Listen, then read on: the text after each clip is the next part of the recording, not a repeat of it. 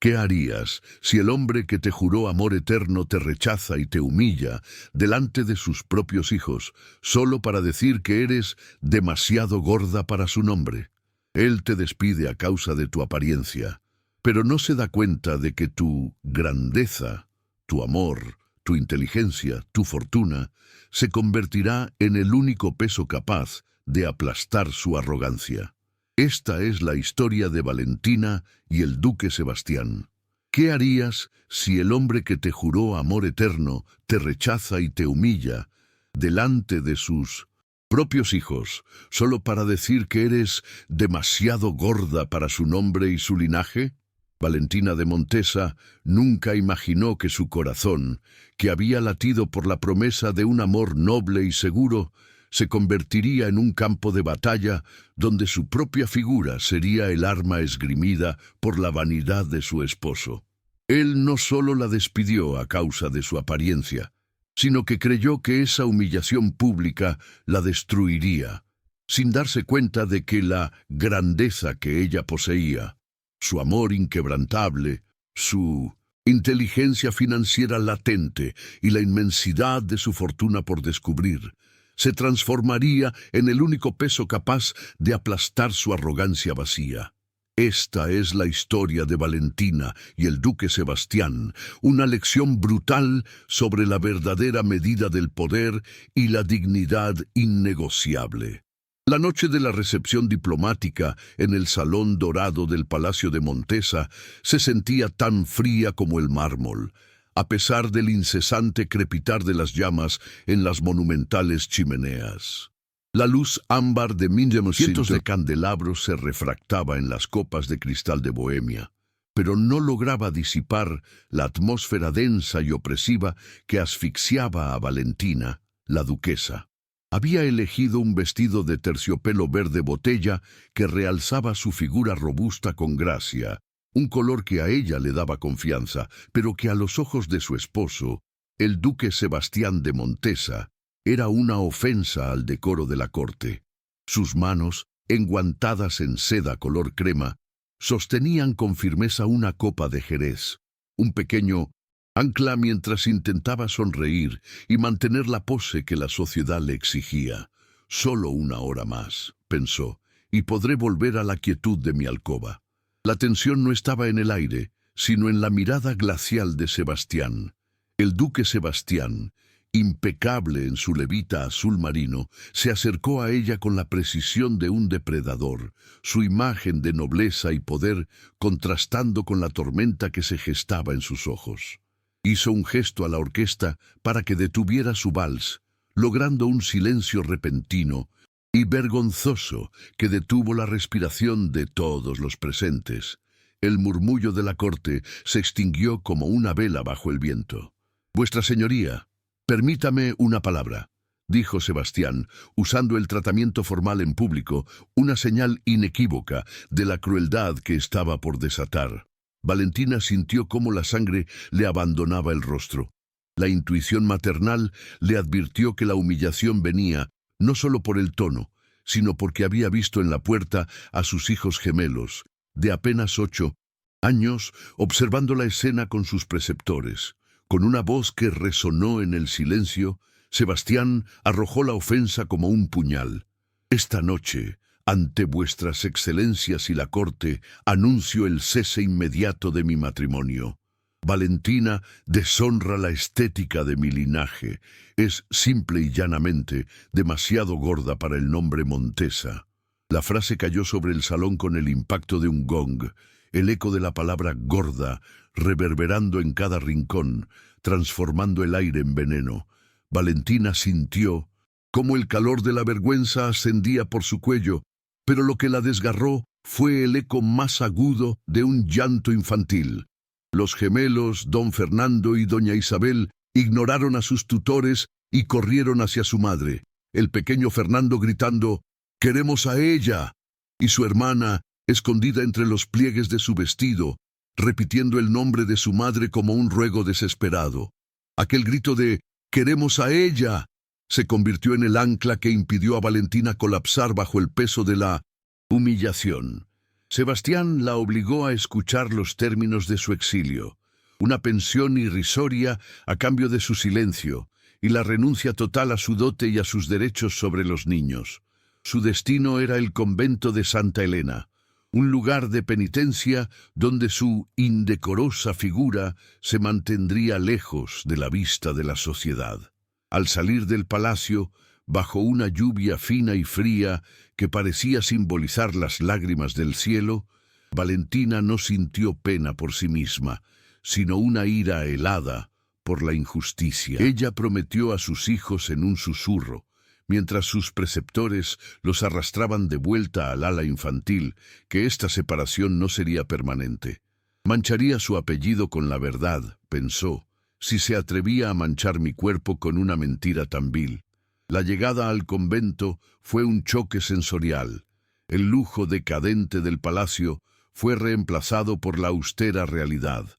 Muros de piedra gris, el olor a incienso y cera vieja, y el silencio monástico que amplificaba sus pensamientos. A la mañana siguiente, mientras intentaba ordenar sus pocas pertenencias, encontró en el fondo de una caja de música un paquete sellado, el testamento olvidado de su tío abuelo, un aventurero que había hecho fortuna en las colonias americanas. Este documento, fechado 10 años atrás, revelaba que no solo le dejaba una pequeña herencia, sino la propiedad de una mina de plata vastamente productiva en México, un secreto guardado que la hacía, potencialmente, más rica que Sebastián. Si esta historia de redención y justicia ya te está atrapando, suscríbete ahora, porque cada semana traemos relatos donde los oprimidos encuentran su voz y el amor verdadero triunfa. Déjame en los comentarios, ¿desde qué país o ciudad nos acompañas? Tu apoyo hace posible seguir compartiendo estas historias.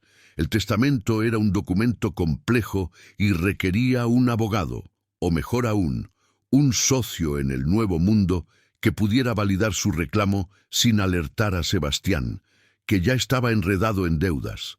El papel mencionaba a un conde Rafael de Alarcón, quien había sido el socio de su tío abuelo, un nombre que le resultaba familiar y que, según los rumores de la corte, era un inversor recluso con fama de integridad absoluta, una rara avis entre la nobleza.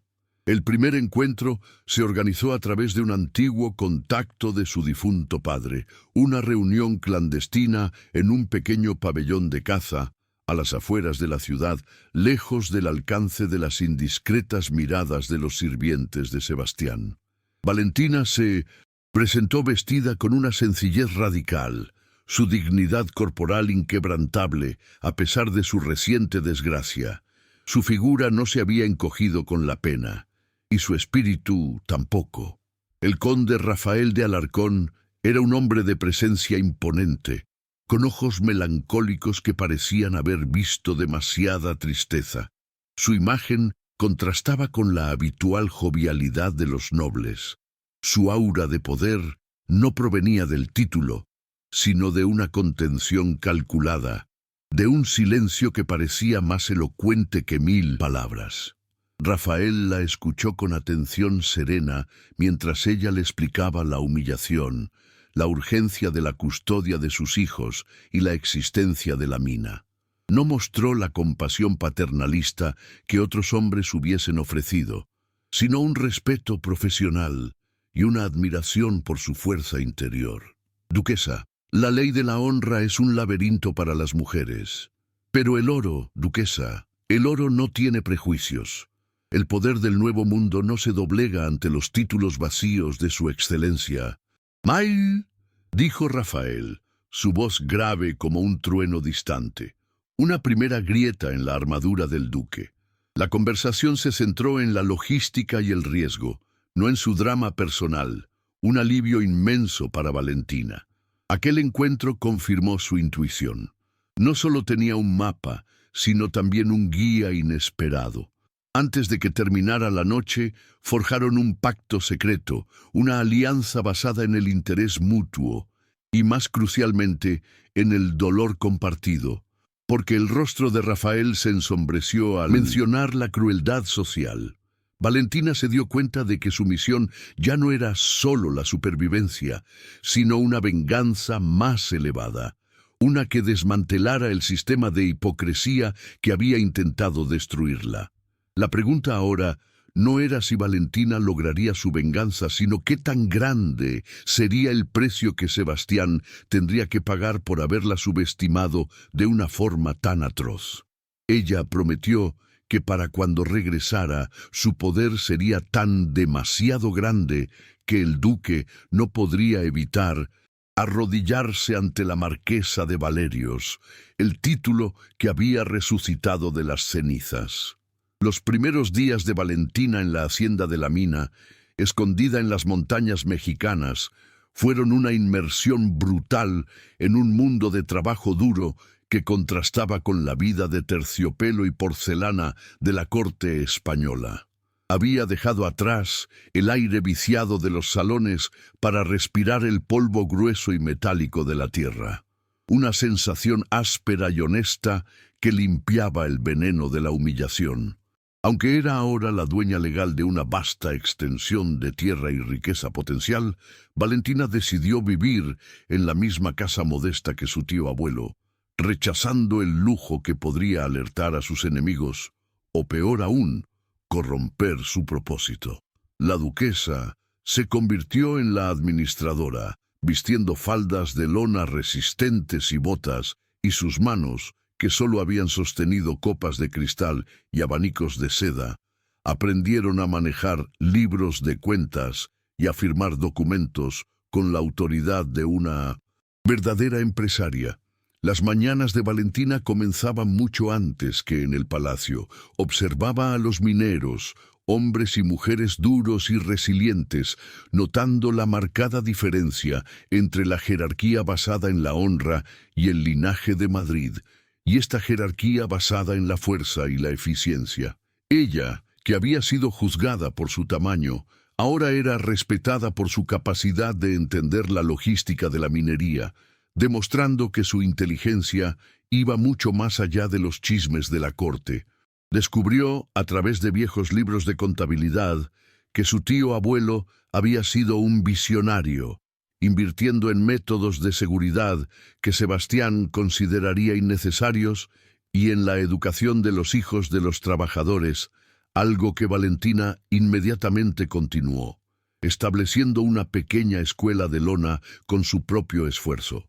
La transición no fue fácil, pero en cada pequeña interacción, Valentina encontraba victorias que reforzaban su carácter. Cuando un capataz intentó pasar por alto sus instrucciones basándose en su género, ella no alzó la voz ni se permitió una reacción dramática, sino que lo confrontó con hechos y cifras, desmantelando su argumento con una lógica fría y concisa que dejó al hombre atónito. Demostró una habilidad innata para el liderazgo y la gestión de grandes operaciones, una capacidad dormida bajo el tedio de la vida de duquesa. Por las noches, en la quietud de la hacienda, leía y releía las pocas cartas que los gemelos lograban enviarle a escondidas, y aquel grito desesperado de «¡Queremos a ella!» se grababa en su alma como el motor de cada jornada de trabajo duro. El conde Rafael de Alarcón, por su parte, demostró ser un mentor discreto y un socio invaluable. Su mundo no era el de los bailes, sino el de las mesas de negociación y las cifras. Cuando visitaba la mina, su presencia era de calma y orden, contrastando con el caos inherente a la extracción de plata. Valentina lo observó una tarde mientras él revisaba los libros de envío. Su rostro serio y concentrado, y notó la capa de dolor que lo envolvía, como un velo sutil que solo se levantaba cuando hablaba de justicia. Él le explicó las responsabilidades de su vasta fortuna y cómo el poder, si no se manejaba con honor, se convertía en una carga que destruía más vidas de las que salvaba. Rafael había desarrollado un interés genuino por Valentina, que trascendía la simple admiración profesional. No era un interés paternalista ni romántico aún, sino una curiosidad profunda por la fuente de su resiliencia. Ella no se quejaba de las incomodidades ni del trabajo, sino que se enfocaba en la estrategia y en la reforma social para los trabajadores. Un día, mientras discutían el valor de un nuevo yacimiento, Rafael le confió una parte de su dolor pasado. Su hermana, amada y brillante, había sido forzada a un matrimonio infeliz y consumida por la presión social de mantener una figura decente y una fachada de felicidad. Había sucumbido a una enfermedad. La corte asesina con alfileres de oro, duquesa, dijo él, su voz apenas un susurro. Aquel momento de vulnerabilidad compartida se convirtió en el cimiento de su conexión. Valentina, con su empatía natural, le ofreció palabras de consuelo que no intentaban mitigar la tragedia, sino validar su dolor. Fue durante esta conversación que ella demostró su inteligencia emocional. Ella no le pidió detalles de la pérdida, sino que simplemente puso su mano sobre el brazo de él, en un gesto de apoyo mudo y profundo. En tu respuesta, Rafael la trató con un respeto que ella nunca había conocido de Sebastián, escuchando sus estrategias de negocios no solo por cortesía, sino con una seriedad que implicaba que su opinión era valiosa. La primera conversación significativa se produjo en la penumbra de la oficina bajo la luz tenue de un quinqué. Ella le mostró una habilidad inesperada al sugerir un método más eficiente para la extracción, algo que él, con toda su experiencia, no había considerado. Mi padre, que la verdadera nobleza está en la eficiencia, no en el ocio, dijo Valentina, y Rafael asintió, viendo más allá de la duquesa, a la mujer inteligente y capaz. Fue la primera vez que él le confesó su admiración sin reservas, y esta validación se sintió más valiosa que todo el oro de la mina. Sin embargo, la paz no duró. Las noticias de España, transportadas por correspondencia lenta y cifrada, trajeron consigo una amenaza creciente. Sebastián, alarmado por la desaparición silenciosa de 1900 en Valentina y la falta de noticias sobre su muerte o ruina, tomó acciones para perjudicarla, aún sin conocer la existencia de la mina. El duque estaba intentando vender ciertas propiedades de Valentina que aún estaban legalmente a su nombre, utilizando subterfugios legales para robar el resto de su dote y asegurarse de que ella no tuviera nada a qué regresar. Sebastián no solo buscaba el dinero, sino la humillación total. Difundió rumores de que Valentina había huido por vergüenza, y que su figura era un indicio de un apetito desordenado que ponía en duda su moralidad, intentando destruir su reputación ante los pocos aliados que le quedaban en Madrid. Valentina sintió la puñalada de la injusticia a miles de kilómetros de distancia, pero la ira se había transformado en determinación.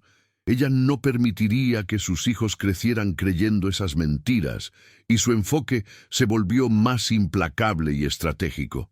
Rafael intervino activamente, utilizando sus contactos en Madrid para frustrar los movimientos financieros de Sebastián, pero insistió en que el golpe final debía venir de ella. Su excelencia actúa con la cobardía de un mendigo, pero su caída debe ser pública, duquesa, le aconsejó. El sistema injusto se había revelado más cruel de lo esperado, no solo por la ofensa inicial, sino por la persistencia del duque en deshonrarla. En respuesta, Valentina dobló la producción de la mina, concentrando su energía en el único lenguaje que Sebastián entendía, el dinero. Fue entonces cuando Rafael reveló información crucial sobre el pasado de la familia. La mina no era solo una herencia. Había sido una fuente de ingresos para su madre y tía, quienes la habían usado para apoyar la educación de mujeres de la nobleza que huían de matrimonios infelices. Su linaje no es el de las muñecas de porcelana, duquesa, sino el de las guerreras que utilizan el oro para la libertad. Sebastián lo sabe y lo teme, explicó Rafael. Esta revelación cimentó la misión de Valentina. Ella no estaba vengando solo una humillación personal, sino defendiendo un legado de libertad femenina. Su regreso inminente a España se sentía no como un simple viaje de negocios, sino como la declaración de guerra más audaz de su vida. El poder silencioso de la plata se había acumulado, y ahora era el momento de desatar su fuerza en el corazón de la corte. La tensión alcanzó su punto máximo cuando Valentina, mirando un mapa detallado de las propiedades de Sebastián que Rafael le había proporcionado, trazó un círculo sobre el palacio de Montesa, dándose cuenta de que, gracias a su creciente fortuna, ella ya podía comprar la casa que una vez la había repudiado. La promesa de la justicia estaba a punto de convertirse en una certeza, pero su venganza solo sería completa si lograba recuperar a sus hijos antes de que la codicia de Sebastián los destruyera también. El distanciamiento geográfico no fue un obstáculo para la persistencia del veneno de Sebastián, quien, hundido en la imprudencia financiera y cegado por su arrogancia, diseñó una nueva maniobra cruel para asegurar la derrota emocional de Valentina. Alarmado por la falta de noticias sobre su ruina y temiendo un regreso inesperado, utilizó sus contactos en la corte y manipuló a los preceptores de los gemelos, don Fernando y doña Isabel, para que pintaran a su madre como una figura frívola, ausente y desinteresada, más preocupada por las diversiones exóticas de las colonias que por el bienestar de sus hijos. Este golpe, más allá de lo económico, buscaba destruir el lazo inquebrantable de amor maternal, el único motor que mantenía a Valentina en pie. Los niños fueron expuestos a cartas falsas, supuestamente escritas por ella, donde ella afirmaba estar demasiado ocupada con diversiones tropicales para preocuparse por ellos, hiriendo a los niños en lo más profundo de su inocencia y lealtad. La malicia de Sebastián no se detuvo ahí. Necesitado de fondos para mantener su fachada de nobleza ante la nueva prometida, la duquesa Leonor vendió el único joyero sentimental de Valentina que contenía la última carta de su madre. Este objeto, de valor material irrisorio para un duque, representaba para Valentina un recuerdo sagrado de dignidad y afecto, un ancla emocional con su pasado que Sebastián se empeñó en borrar. El joyero fue adquirido por un prestamista, don Isidro, un hombre conocido por su falta de escrúpulos y su gusto por coleccionar los despojos de la nobleza en desgracia, lo que aseguraba que la pérdida de Valentina se convertiría en un nuevo tema de burla en los salones de Madrid. Al recibir la noticia de esta traición, a través de los canales discretos de Rafael, Valentina sintió que su dolor se transformaba en una rabia helada, una confirmación de que Sebastián no merecía piedad alguna, sino la justicia más implacable y pública. En el corazón de la corte, la humillación de la duquesa exiliada se había solidificado como una lección moral perversa, un aviso de lo que le sucedía a quien osaba desafiar los cánones de la belleza y el decoro. Las damas, siempre crueles en la ausencia, se deleitaban con los rumores esparcidos por el duque, utilizando la figura de Valentina como un ejemplo de lo que debía evitarse, reforzando la tiranía de la apariencia. Los pocos amigos o aliados que Valentina pudo haber conservado se apartaron, movidos no por la deslealtad personal, sino por el miedo de asociarse con alguien tan radicalmente repudiado y cuya caída parecía tan definitiva. Defender. La Valentina significaba desafiar directamente el poder de Sebastián y los prejuicios arraigados de la sociedad, un riesgo que nadie estaba dispuesto a correr por una mujer que, a sus ojos, ya estaba socialmente muerta y enterrada. La noticia de la manipulación emocional sobre sus hijos fue un golpe devastador, superando cualquier pérdida financiera o humillación pública anterior. En la austera soledad de la hacienda mexicana, donde el polvo de la mina era el único testigo, Valentina se vio hundida en un aislamiento opresivo, sintiéndose sin una salida clara que no implicara esperar pasivamente el éxito de la mina. Por primera vez desde su exilio, la fortaleza de la administradora de hierro se quebró. Sucumbió a una profunda debilidad y dolor. Una tarde, el llanto la superó y se desplomó en el suelo duro de su humilde cabaña, las lágrimas fluyendo incontrolablemente no por la pérdida de su título o sus joyas, sino por el terror de que el veneno de Sebastián pudiera dañar permanentemente el amor y la inocencia de Fernando e Isabel, haciendo que sus hijos la rechazasen al regreso. En un momento de absoluta fraqueza, una duda terrible se apoderó de su mente. ¿Y si todo este esfuerzo, toda esta riqueza que estaba construyendo, no era suficiente para recuperar la fe de sus hijos o para contrarrestar las mentiras que ahora contaminaban su memoria? Reflexionó sobre la injusticia intrínseca del mundo aristocrático, donde el poder masculino podía utilizar una cuestión tan frívola como la apariencia como arma para aniquilar la vida, el honor y la maternidad de una mujer. Sebastián no es solo un duque vacío de dinero, es un parásito moral que se alimenta de la debilidad y la desesperación. Y yo fui su víctima más fácil, se dijo con amargura, sintiendo el peso de la soledad y la inmensidad de la tarea que tenía por delante en la inmensidad del paisaje. El colapso emocional de Valentina fue interrumpido por la llegada inesperada de Rafael de Alarcón, quien había viajado a la mina para discutir la estrategia de exportación. Él la encontró exhausta, sentada en el suelo, con el rostro enrojecido por el llanto. La imagen de la poderosa marquesa hecha añicos por el dolor maternal más puro y visceral. Rafael no se atrevió a hablar de negocios o de consuelo superficial. Simplemente se sentó a una distancia respetuosa, ofreciendo una presencia silenciosa, fuerte y no invasiva, el único ancla que no intentó minimizar su sufrimiento. Esta intervención fue crucial.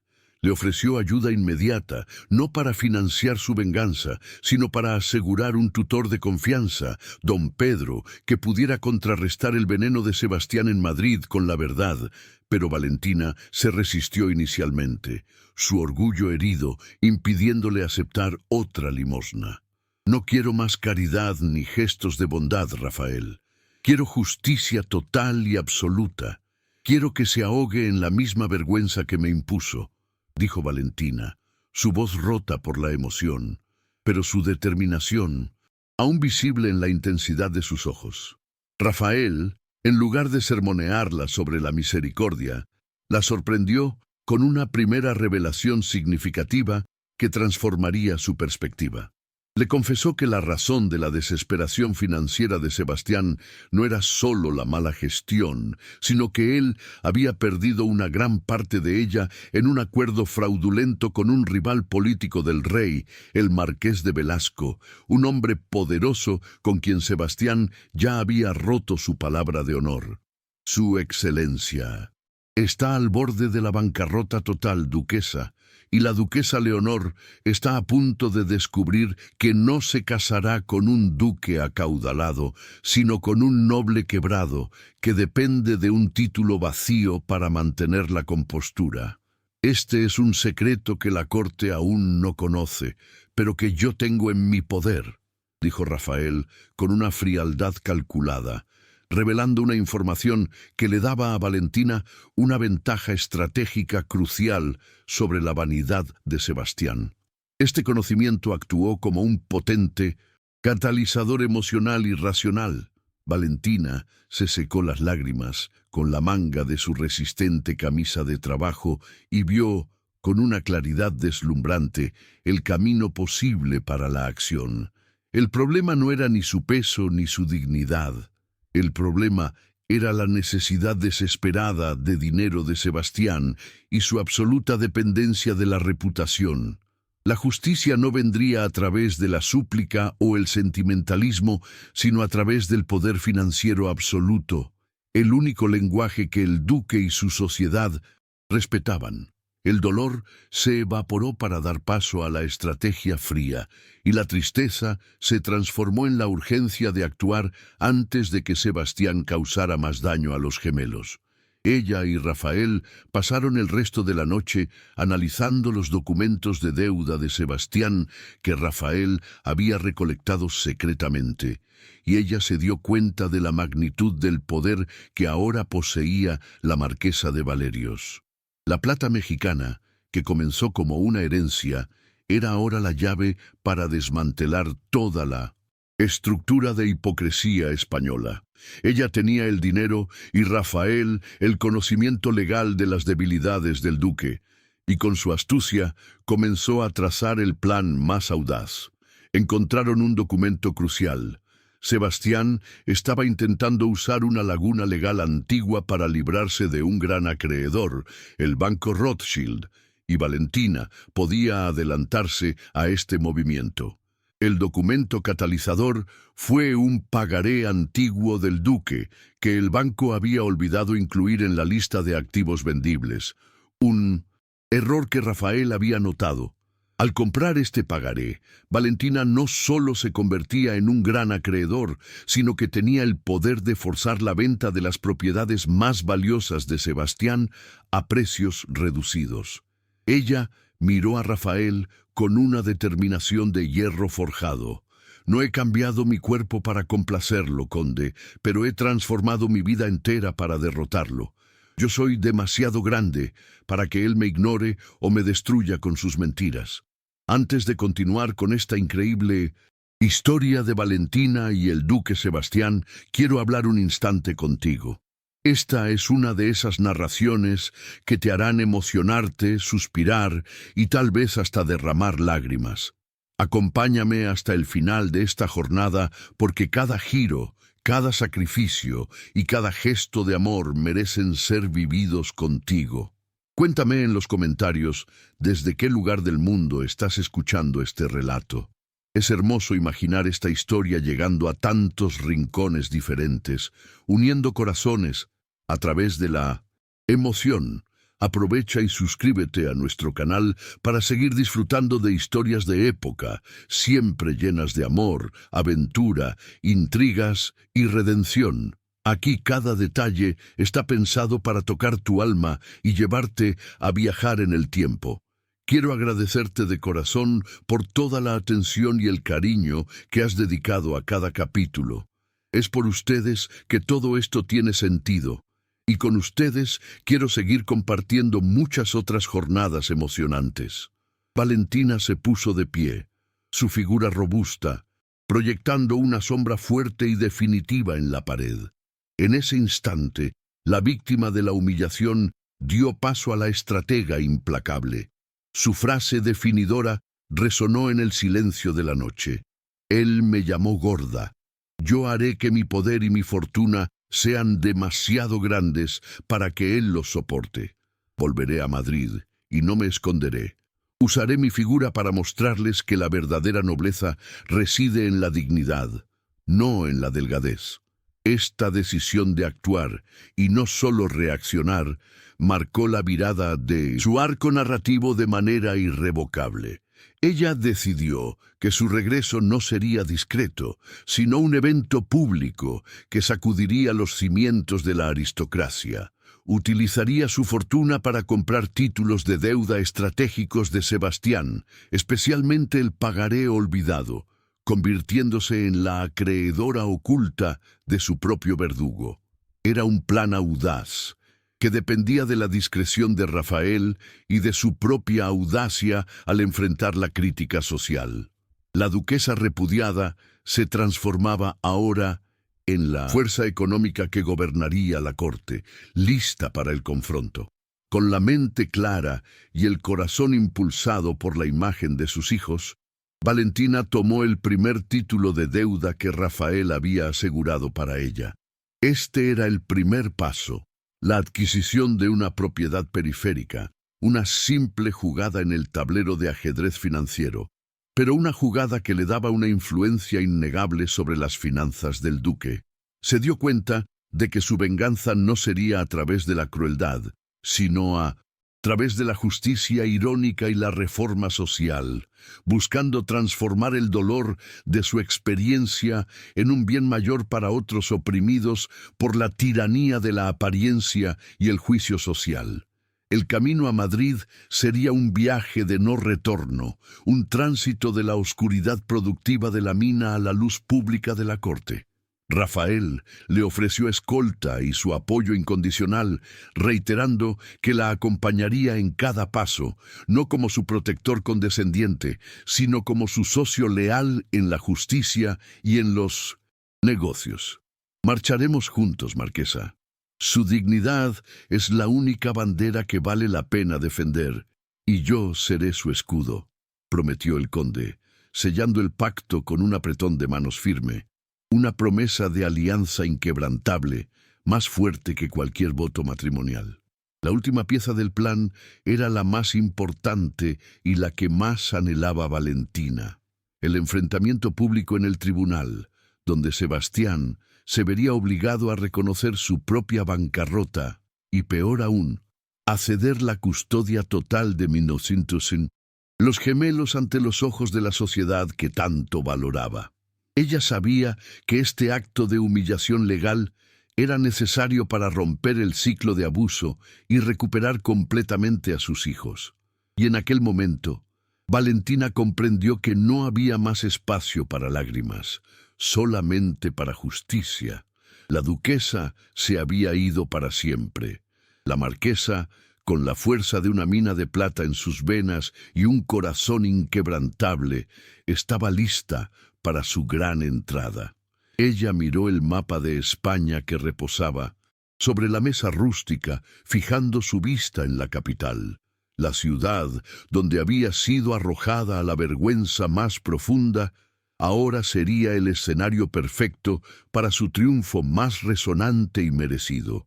Sabía que Sebastián estaba intentando ocultar sus deudas de todas las formas posibles, pero con la ayuda de Rafael desentrañaría cada mentira y expondría la podredumbre moral de su noble linaje ante la duquesa Leonor y toda la corte.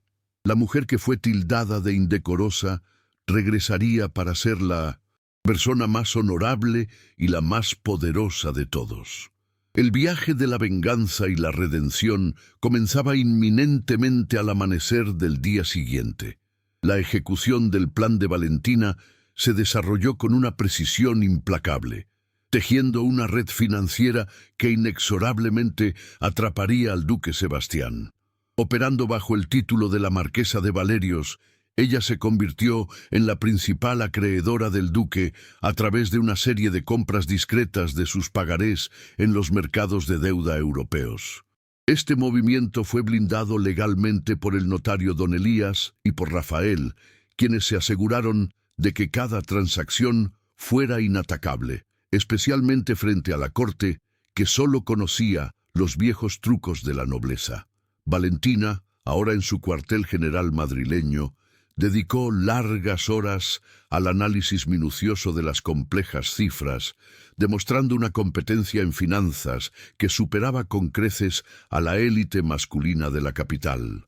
La duquesa que fue repudiada había regresado, y su intelecto era el arma más afilada en su arsenal de justicia y venganza. La primera victoria tangible y simbólica se manifestó con la recuperación de la antigua casa de caza de la familia Montesa. Sebastián, urgido por la necesidad de efectivo para mantener su fachada de riqueza ante la duquesa Leonor, se vio forzado a venderla. La misteriosa marquesa de Valerios fue la única y silenciosa postora, adquiriendo la propiedad por un precio irrisorio y humillante para el duque. Esta adquisición no se celebró con fiestas o lujo, sino con una satisfacción fría y silenciosa. Era el primer pedazo de tierra que le arrebataba, un recordatorio tangible de que su exilio había terminado y que ella había emergido más fuerte y poderosa. Los rumores sobre esta marquesa, cuya fortuna parecía ilimitada y cuyo rostro nadie conocía, comenzaron a propagarse por los salones, llenando de una ansiedad palpable los días de Sebastián. Valentina centró su estrategia en construir una red de justicia y lealtad, reclutando a profesionales que la corte había despreciado. Su equipo se formó con el brillante abogado don Vicente, al que Sebastián había marginado, y con doña Clara, la costurera, con una red de información invaluable en la nobleza. Rafael, con una lealtad que se profundizaba en afecto silencioso, manejó la logística de su seguridad y la infiltración de la información en la corte. Ella aceptó su apoyo, pero dejó claro que la estrategia final, especialmente el enfrentamiento por la custodia de 1900, los gemelos, era suya. Su autonomía era fundamental y la ejerció con la misma firmeza con que gestionaba la mina, demostrando que su fuerza provenía de sí misma, y no de un hombre o un título heredado. El vestuario de Valentina, diseñado por doña Clara, fue una declaración rotunda de dignidad corporal y poder innegable. Se rechazó cualquier noción de adelgazar o cambiar su figura para encajar en el molde social que Sebastián había dictado. En su lugar, se confeccionaron trajes de terciopelo y sedas ricas en tonos de carmesí y oro, con cortes que celebraban su figura imponente. Sus primeras apariciones públicas fueron limitadas estrictamente a asuntos de negocios, viajando en su carruaje con el nuevo blasón de Valerios. La curiosidad en la corte era insaciable. ¿Quién era esta marquesa, cuya riqueza humillaba a los linajes más antiguos?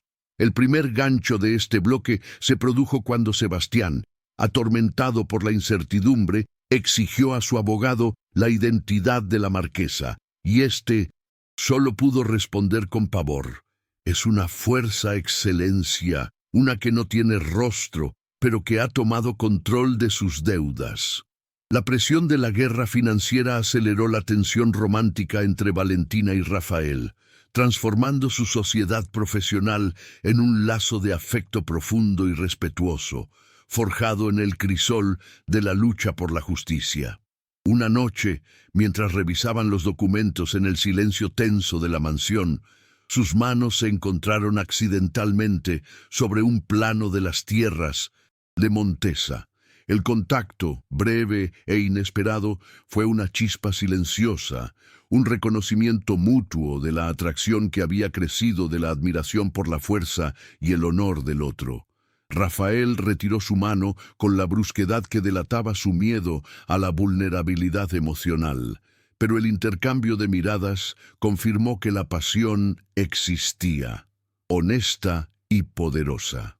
El momento de casi beso fue interrumpido por la llegada urgente de don Vicente con nueva información crucial, un recordatorio de que su misión era la prioridad ineludible. Sin embargo, Rafael le proporcionó a Valentina un poderoso apoyo no verbal en una reunión clave con un banquero que cuestionó la autoridad de ella. Cuando el hombre se atrevió a dudar de la capacidad de la marquesa debido a su género y su reputación exiliada, Rafael, sin decir una sola palabra, colocó su mano firmemente sobre el hombro de Valentina, un gesto sutil, pero innegablemente poderoso, que sentenciaba: su palabra es la mía, y dudar de su juicio es dudar de mi honor. Este apoyo público fue una declaración de amor y respeto más elocuente que cualquier juramento. El vínculo entre Valentina y Rafael se solidificó cuando él, presionado por su conciencia, le confesó el secreto más oscuro sobre el duque, una revelación que lo convertía en un traidor. Le reveló que el intento de Sebastián de robar la mina no era solo avaricia, sino un plan para financiar una conspiración política fallida contra el rey, un acto de sedición que la corona había encubierto para evitar un escándalo nacional. Sebastián no es solo cruel y superficial, Valentina, es un traidor de alma que desprecia a España. Mi silencio me persigue, y ayudarte a exponerlo es la única forma de purificar mi propio nombre y honrar la verdad, confesó Rafael, su rostro sombreado por el dolor de la culpa, una admisión que validaba por completo la necesidad de una justicia implacable y pública. Esta confesión transformó la misión de Valentina de una venganza privada a un acto de justicia en cívica. Ahora, el duque no solo sería expuesto como un esposo desleal, sino como un traidor arruinado. Don Vicente, el abogado, utilizó esta nueva información para rastrear las pruebas irrefutables de la falsificación de firmas en los documentos bancarios de Sebastián, un crimen que iba más allá de la bancarrota social y que garantizaba la prisión. La evidencia era abrumadora y estaba lista para ser presentada en el Tribunal de Familia, donde la custodia de los gemelos sería el centro de atención, elevando el castigo del duque al nivel de sus crímenes más oscuros y deshonrosos. Sin embargo, una complicación grave se presentó en forma de la duquesa Leonor, la prometida de Sebastián. Más astuta de lo que parecía, Leonor comenzó a investigar la repentina y alarmante falta de liquidez del duque. Rafael descubrió que Leonor, sospechando la bancarrota, estaba negociando la adquisición del último gran pagaré de Sebastián de un banco menor. Si Leonor tenía éxito en esta adquisición, el duque obtendría un respiro financiero que podría posponer indefinidamente el juicio de custodia, un resultado inaceptable para Valentina, cuyo corazón latía solo por sus hijos. El segundo gancho se produjo cuando Valentina interceptó una nota cifrada de Leonor. La prometida ya sabía que la marquesa de Valerios era la ex duquesa y la consideraba una rival formidable. Valentina, conmovida por el apoyo de Rafael, le brindó la validación que él necesitaba para superar su trauma y su ansiedad social, diciéndole con total sinceridad: «Tu nobleza no es tu título, Rafael, sino la armadura de tu honestidad. Él me ama por mi fuerza inquebrantable, no por la aceptación social de la corte». El amor entre ellos era un pacto de iguales, un contraste radical con la transacción matrimonial vacía que Sebastián intentaba forzar con Leonor. Ella se dio cuenta de que su afecto mutuo era la verdadera victoria que estaban construyendo, un lazo irrompible basado en el honor. El conflicto interno se intensificó para ambos. Valentina temía que la aparición de Leonor complicara la misión de recuperar a sus hijos, mientras Rafael luchaba con el fantasma de su hermana, temiendo que su amor pudiera someterla a la misma crueldad social.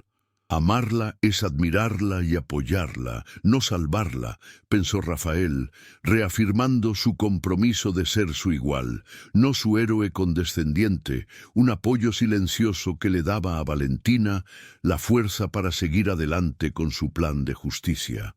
El primer enfrentamiento público, aunque indirecto, ocurrió en la ópera, un escenario de la hipocresía aristocrática. La entrada de la marquesa de Valerios fue un triunfo visual y social. Valentina, vestida con terciopelo carmesí que celebraba su figura y su nueva autoridad, ignoró deliberadamente a Sebastián, pero su presencia dominante polarizó a la corte.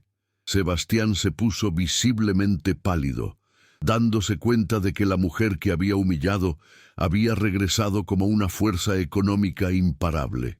Valentina selló su poder comprando un palco entero por una suma astronómica, asegurándose de que el duque y Leonor tuvieran una vista clara de la inmensidad de su riqueza. Sebastián, en un acto de desesperación cobarde, envió a la marquesa una nota anónima con una ofensa personal sobre su peso. Valentina, sin inmutarse ante la mezquindad, le devolvió la nota con su nueva firma, Valentina de Valerios, y una sola palabra escrita en tinta dorada: insolventes. El mensaje fue un golpe psicológico devastador. Al leer la nota, el rostro de Sebastián se descompuso, Sus temblores y su sudoración fueron evidentes para la corte, quienes comenzaron a susurrar sobre la inminente caída financiera del duque. La máscara de nobleza y riqueza de Sebastián estaba a punto de romperse en público. El plan de Valentina estaba listo para el clímax.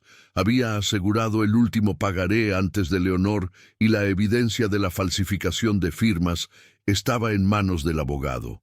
La justicia se celebraría en el Tribunal de Familia, donde la custodia de los gemelos, el premio más valioso, sería el centro de la atención pública.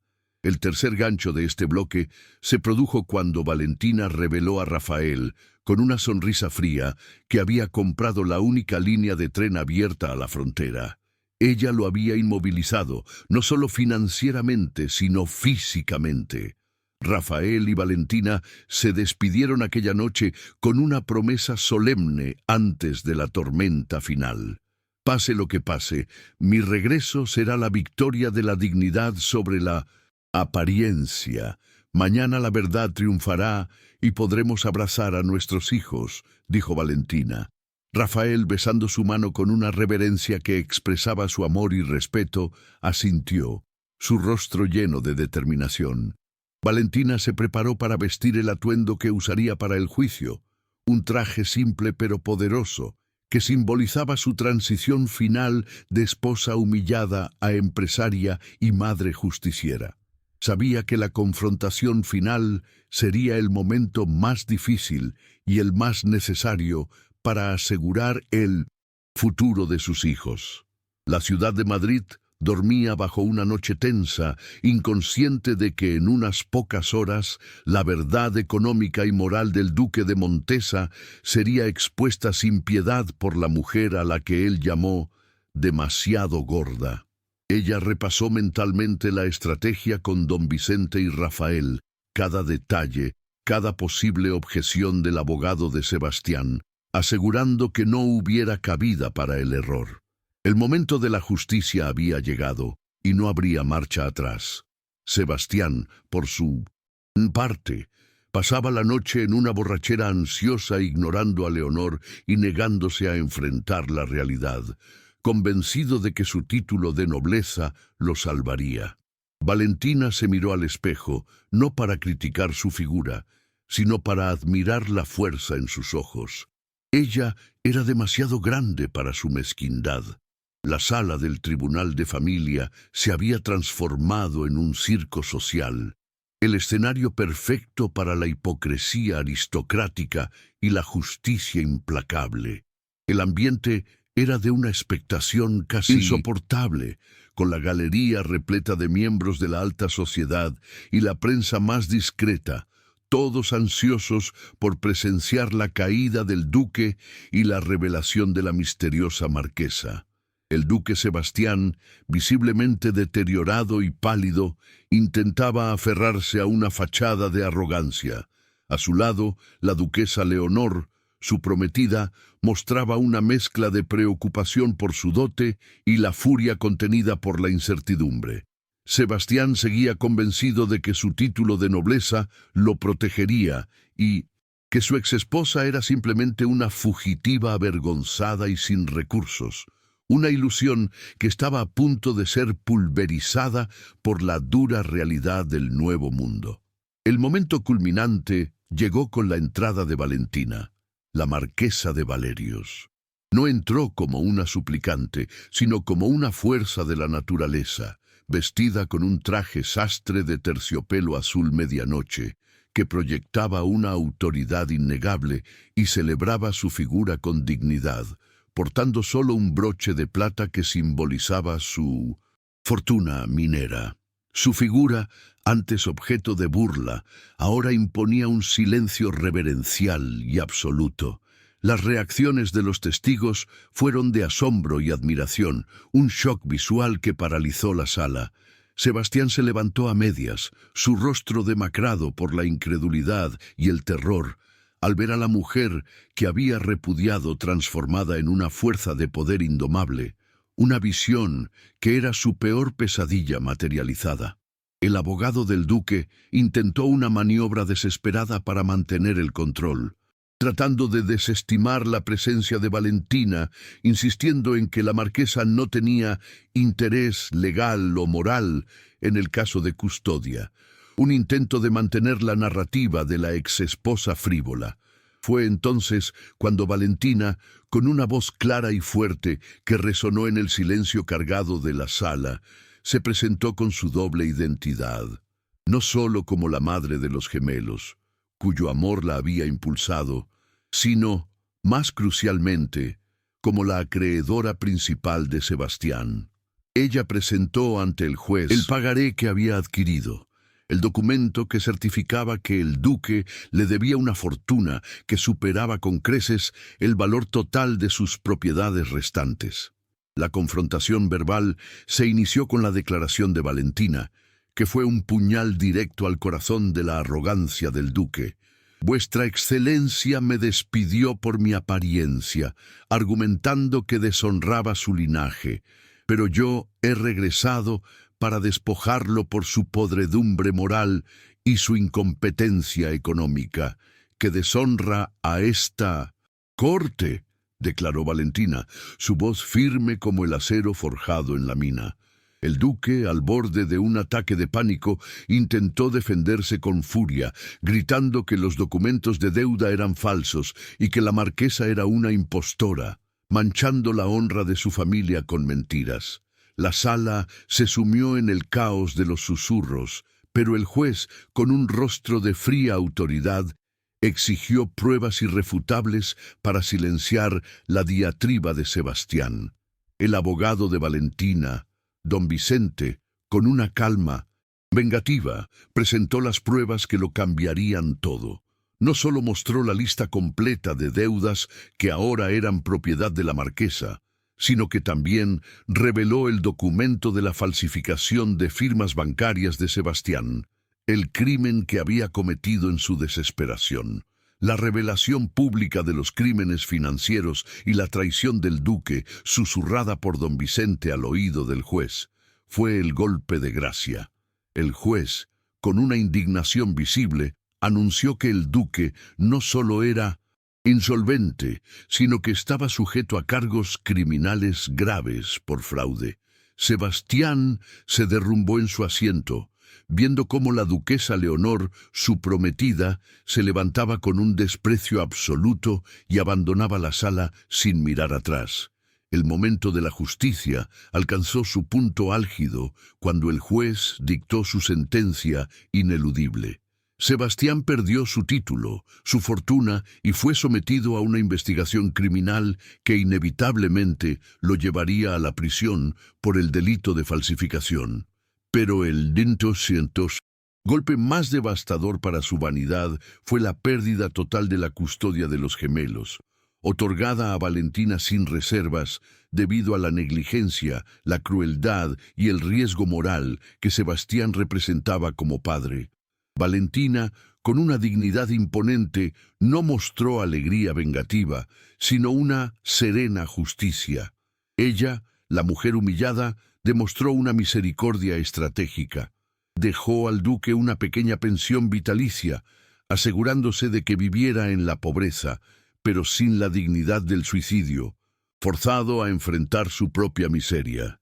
El clímax emocional se produjo cuando los gemelos, Fernando e Isabel, custodiados por un preceptor de confianza, fueron traídos a la sala. Sebastián intentó desesperadamente acercarse, suplicando un abrazo, pero los niños se encogieron, recordando las mentiras crueles que les había contado sobre su madre. En un momento de pura catarsis, corrieron directamente hacia Valentina, arrojándose a sus brazos con un grito de alivio y amor, el mismo grito de «¡Queremos a ella!», que había encendido su venganza meses atrás. Valentina los abrazó con fuerza, sus lágrimas cayendo por primera vez, no de tristeza o humillación, sino de la victoria absoluta del amor maternal y la dignidad sobre la maldad de un noble corrupto. La sala estalló en aplausos, una ovación espontánea que era la rendición de la sociedad ante la justicia de la marquesa. Rafael de Alarcón, que había permanecido discreto en la galería, avanzó hacia Valentina en el centro de la sala. En un gesto de compromiso público y privado inquebrantable, la tomó de la mano ante los ojos de toda la corte. No hubo palabras de amor aún, sino un gesto definitivo de unión. Él la había elegido a ella, a la justicia y al amor verdadero, y no al interés propio o a la aceptación social. Sebastián, despojado y arruinado, solo pudo observar cómo la mujer que había humillado y llamado demasiado gorda era ahora amada y respetada por un hombre de verdadero honor, mientras él se enfrentaba a la soledad de su propia ruina moral. El último obstáculo se superó cuando el juez ratificó la transferencia de las tierras de Montesa a la marquesa de Valerios como pago final de las deudas del duque. Valentina se encontró no solo con sus hijos y su dignidad, sino con un patrimonio inmenso que ahora usaría para un propósito noble. Ella y Rafael abandonaron el tribunal en silencio, con los niños abrazados a su madre, dejando atrás el escándalo y la podredumbre. La caída del duque Sebastián de 1901. Montesa fue proporcional a su crimen. Perdió su reputación, su dinero, su título y, lo más importante, el amor de sus hijos. Valentina, en cambio, había ganado la verdad, la justicia y un socio leal. Las consecuencias de este día histórico se establecieron inmediatamente. La nobleza de Madrid se vio obligada a confrontar sus propios prejuicios sobre la apariencia, la riqueza y el honor, y la figura de Valentina se convirtió en un símbolo de la fuerza femenina y la dignidad. La promesa de un cambio mayor estaba en el horizonte. Valentina ya no regresaría a una vida de opulencia vacía, sino que utilizaría su inmensa fortuna, nacida de la tierra y del trabajo duro, para fundar un legado de justicia social. Pero la verdadera victoria no estaba en la caída de Rodrigo, sino en lo que Valentina construiría después para honrar el amor de sus hijos y de todos los que habían sido humillados por la tiranía de la apariencia. El destino final del duque Sebastián de Montesa fue sellado por su propia malicia y avaricia. Despojado de su título, su fortuna y, lo más doloroso, del respeto de sus hijos, fue sometido a la investigación criminal por fraude que lo llevó a un aislamiento social total. Valentina, a través de sus abogados, se aseguró de que viviera en una pobreza moderada, forzado a enfrentar la humillación diaria de la escasez, despojado de la máscara de nobleza y obligado a confrontar la verdad de su propia insignificancia moral. Las tierras de Montesa, que una vez simbolizaron la tiranía de la apariencia y la crueldad de la clase, fueron consolidadas bajo la propiedad de la marquesa de Valerios. Estas transformaciones no fueron solo un castigo, sino una señal para toda la nobleza de Madrid de que la era de los títulos vacíos y la hipocresía social estaba llegando a su fin, reemplazada por el poder del mérito y la dignidad inquebrantable. Las semanas que siguieron al juicio fueron un tiempo de profunda curación y renovación para Valentina y sus hijos, Fernando e Isabel. La marquesa se mudó con los gemelos a la antigua casa de Montesa, la primera propiedad que había recuperado, transformándola de un símbolo de abandono a un hogar lleno de risas y afecto. Las heridas emocionales de los niños, causadas por las mentiras de Sebastián, se sanaron con la presencia constante y el amor incondicional de su madre. Una tarde, Valentina y Rafael compartieron una escena íntima en el jardín. Él le entregó la última carta de su madre, recuperada discretamente del prestamista, el objeto que Sebastián había intentado borrar, un gesto que simbolizaba la curación total de las heridas de su pasado. El primer gesto de vida normal juntos fue simple y profundamente significativo. Un picnic improvisado bajo la sombra de un roble, donde los gemelos hablaban sin miedo de sus sueños y Valentina simplemente los escuchaba sin la presión de la corte. La figura de Valentina, antes objeto de burla, era celebrada por Rafael con una admiración genuina. Él no veía una duquesa, sino a la mujer que se había levantado de las cenizas para hacer justicia. Tu grandeza es la medida de tu carácter, no de tu talle, Valentina. El mundo pronto lo aprenderá, dijo Rafael en un gesto de amor y respeto, sellando la promesa de un futuro de igualdad. Valentina, ahora la mujer más poderosa de España por su riqueza y su reputación, utilizó su inmensa fortuna para un propósito mayor. Fundó el Hospital de Caridad Los Gemelos de Montesa en el antiguo terreno de Casa, un lugar que Sebastián había utilizado para su ocio cruel, dedicándolo a promover la salud integral y la aceptación corporal, un monumento directo contra la tiranía de la apariencia. Ella estableció una cooperativa para los trabajadores rurales de sus tierras, garantizando salarios justos y educación, demostrando que la nobleza podía ser sinónimo de responsabilidad social y no de opresión. La comunidad, antes oprimida por el duque, se transformó bajo el liderazgo de Valentina. Los didos, personajes secundarios que la habían ayudado, como el abogado don Vicente y la costurera doña Clara, fueron recompensados con honor y puestos de influencia en la administración del hospital y las tierras. La marquesa de Valerios se convirtió en un ícono de la nueva era, la prueba viviente de que la verdadera nobleza se adquiría con la fuerza del carácter y la voluntad de hacer el bien. Su historia, de humillación a triunfo, inspiró a innumerables mujeres a desafiar las normas sociales y a valorarse por su dignidad. El romance con Rafael de Alarcón se consolidó en una asociación de vida y propósito. Él la apoyó en la fundación de su legado, encontrando en Valentina la redención que había buscado desde la pérdida de su hermana, aprendiendo a confiar en la sociedad a través de la bondad y la justicia de ella.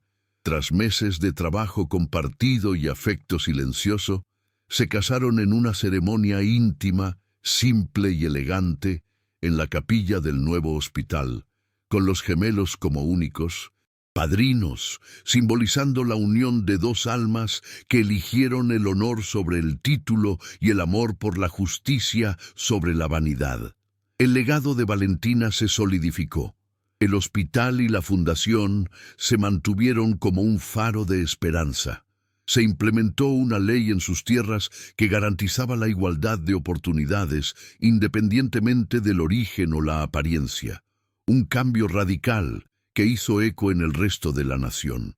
La prensa, antes cruel, ahora la aclamaba como la Marquesa de la Dignidad, y su historia se convirtió en una leyenda de cómo el amor maternal y la resiliencia pueden derrocar la tiranía de la superficialidad social. El último gancho emocional se produjo cuando Valentina y Rafael, meses después, estaban en la baranda de la casa de Casa, ahora un hogar. Los gemelos, ya sin rastros de la manipulación de su padre, jugaban libremente en los jardines. La vida continuaba, construida sobre cimientos de verdad y afecto incondicional. Si has acompañado la historia de Valentina y del conde Rafael de Alarcón hasta el final, dime cuál fue el momento más emocionante para ti. Escríbelo en los comentarios porque tu voz da sentido a cada capítulo. Aprovecha para suscribirte a nuestro canal y seguir disfrutando de romances de época llenos de amor, drama y emoción. Gracias de corazón por haber vivido esta travesía conmigo. Muy pronto volveremos con una nueva historia que tocará tu alma. La escena final se desvanece con Valentina en un vestido que celebra su figura, Rafael a su lado y los gemelos corriendo hacia ella. Los niños la abrazan con fuerza, la luz del atardecer dorando la escena. Usted es la mejor de todas, mamá, la más grande de todas, dicen los gemelos al unísono, y Valentina sonríe, comprendiendo que la verdadera grandeza era una medida de carácter, poder y amor, un peso que Sebastián jamás podría cargar. La duquesa repudiada había triunfado, no al cambiar quién era, sino al cambiar el mundo que la juzgaba, demostrando que la dignidad, cuando se combina con la justicia, es una fuerza invencible. El sol se ponía sobre las tierras de Valerios, iluminando el cartel del Hospital de Caridad, un monumento a la esperanza y la aceptación corporal, el legado duradero de la mujer que fue demasiado grande para la mezquindad de un duque.